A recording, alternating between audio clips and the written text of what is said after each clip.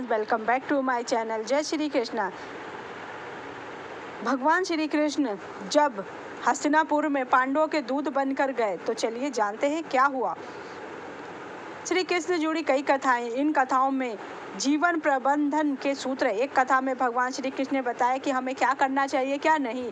महाभारत में दूध कीड़ा में युधिष्ठिर, दुर्योधन और शकुनी से सब कुछ हार गए थे। उस समय यह तय हुआ था कि जब पांडव 12 वर्ष का वनवास और 1 वर्ष का अज्ञातवास पूरा कर लेंगे, अगर वो अज्ञातवास में पकड़े जाएंगे तो उन्हें फिर से 12 वर्ष का वनवास और 1 वर्ष का अज्ञातवास पूरा करना पड़ेगा। लेकिन उन्होंने 12 वर्ष का पांडवों ने अपना पूरा 12 वर्ष का वनवास और 1 वर्ष का अज्ञातवास दुर्योधन और कौरवों ना तोड़ पाए, जिस कारण पर तब भगवान श्री कृष्ण ने राजदूत बनकर उनके पास गए।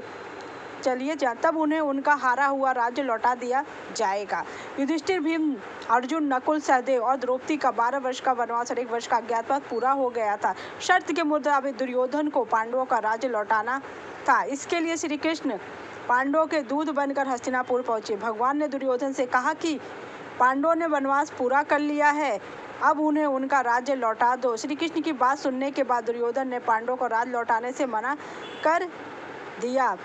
श्री कृष्ण ने उनसे यह भी कहा कि पांडवों को आप 5 गांव भी दे सकते। श्री कृष्ण ने दुर्योधन को समझाने की बहुत कोशिश की। दुर्योधन नहीं माना। उसने कहा कि वह पांडवों को 1 गांव भी नहीं देगा और बगैर युद्ध के वह पांडवों के साथ कोई संधि नहीं करना चाहता, क्योंकि वह मानता था कि उसने 12 वर्ष का वनवास तो पूरा कर लिया, लेकिन 1 वर्ष का अज्ञातवास पूरा होने नहीं दिया और विराट युद्ध में उसने उन पांडवों को पहचान लिया था, जबकि ज्योतिष शास्त्र के अनुसार पांडवों का अज्ञातवास पूरा हो चुका था।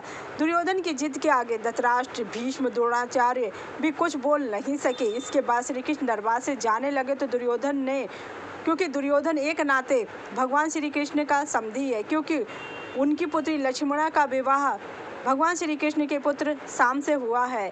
उसने कहा कि इसके बाद भगवान श्री कृष्ण वहाँ से जाने लगे तो दुर्योधन ने उनसे कहा कि आप हमारे अतिथि हैं, आप बिना भोजन किए ना लौटे। मैं आपको अपने महल में भोजन के लिए आमंत्रित करता हूँ, 56 प्रकार का भोजन खिलाता हूँ।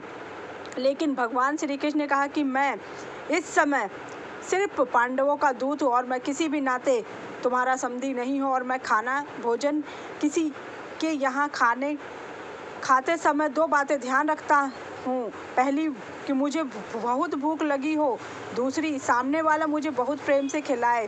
अभी ये दोनों ही बातें नहीं है, ना तो मुझे भूख है और ना ही तुम मुझे प्रेम से आमंत्रण दे रहे हो।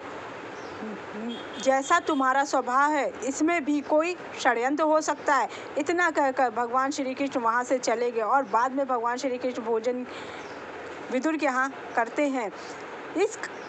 उस समय भगवान विदुर महाराज जी अपनी पत्नी के साथ नारायण नारायण की ध्वनि कर रहे थे। उस समय भगवान आते हैं और कहते हैं, इस कथा में भगवान श्री कृष्ण, हम किसी के घर खाना खाते हैं तो उस व्यक्ति के विचार और उसकी नीयत पर ध्यान जरूर देना चाहिए। अगर किसी व्यक्ति के विचार अच्छे नहीं हैं, नीयत साफ नहीं है, वह अधर्म करता है तो उसके यहाँ भोजन नहीं करना चाहिए, क्योंकि हम जैसा अन्न खाते हैं वैसा ही हमारे विचार हो जाते हैं। ध्यान रखने, खाने का मन सीधा असर हमारे जीवन पर होता है। इसलिए उन्होंने दुर्योधन के 56 भोग अस्वीकार कर दिए, क्योंकि दुर्योधन के अंदर छल था, कपट था, अमानवीय व्यवहार था। वह भगवान को अपने पक्ष में करना चाहता था और पांडवों के साथ षड्यंत्र करना चाहता था।